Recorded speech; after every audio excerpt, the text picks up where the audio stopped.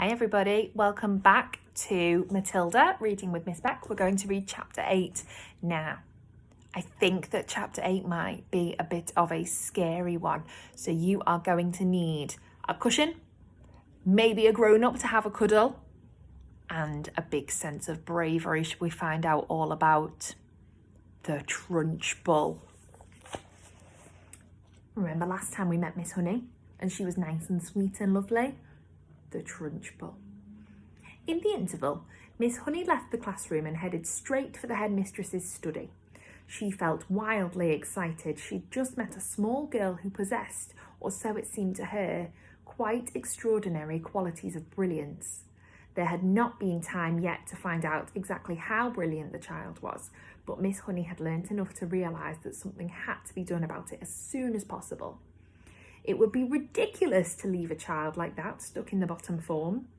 Normally, Miss Honey was terrified of the headmistress and kept well away from her, but at this moment she felt ready to take on anybody. She knocked on the door of the dreaded private study. "Enter!" boomed the deep and dangerous voice of Miss Trunchbull. Miss Honey went in. Now, most head teachers are chosen because they possess a fine number of qualities. They understand children and they have the children's best interests at their heart. They are sympathetic, they are fair, and they are deeply interested in education. Miss Trunchbull possessed none of those qualities, and how she ever got her present job was a mystery. She was above all a formidable female. Now, formidable, as we already discussed, was another word for very scary and not to be messed with, okay? She was a very formidable female. She had once been a famous athlete, and even now, the muscles were still clearly in evidence. You could see them in the bull neck, the big shoulders, and in the thick arms, in the sinewy wrists, and in the powerful legs. Looking at her, you got the feeling that this was someone who could bend iron bars and tear telephone directories in half.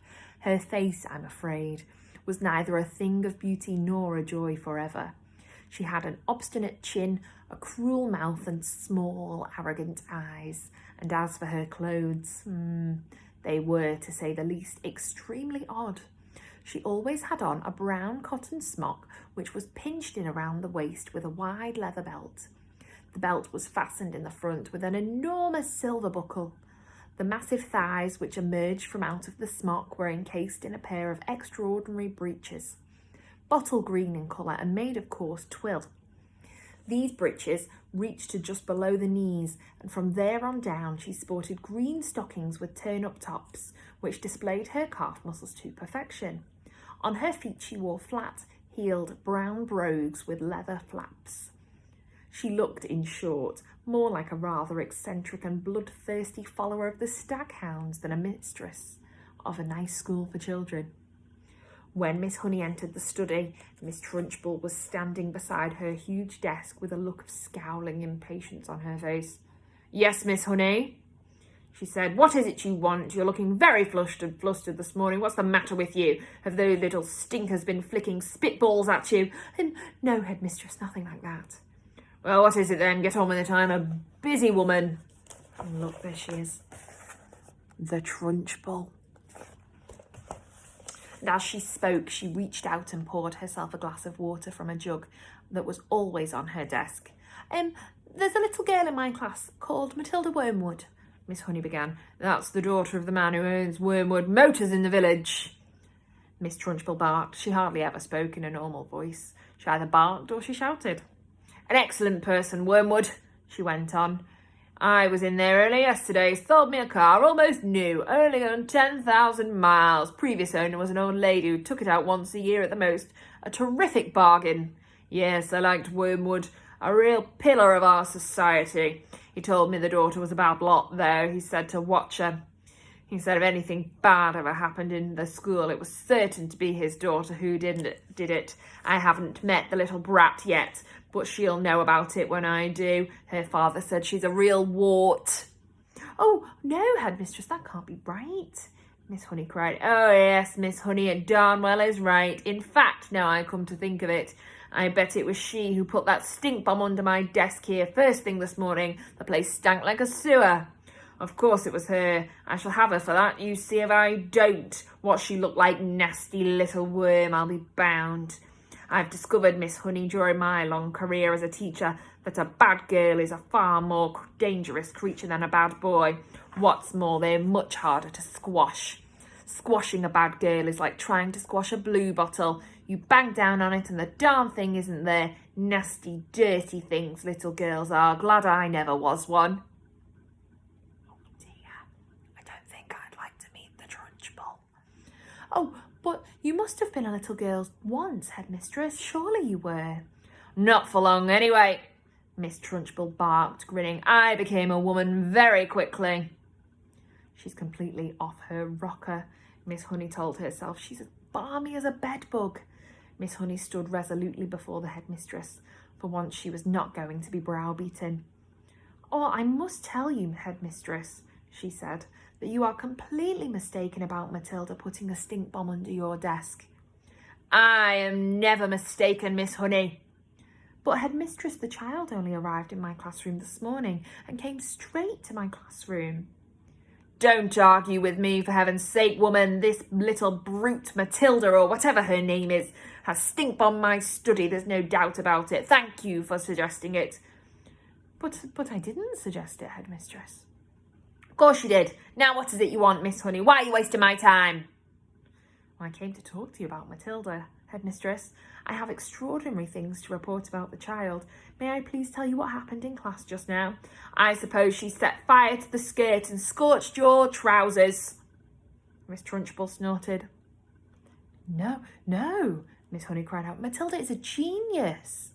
At the mention of this word, Miss Trunchbull's face turned purple and her whole body seemed to swell up like a bullfrog. A genius? She shouted.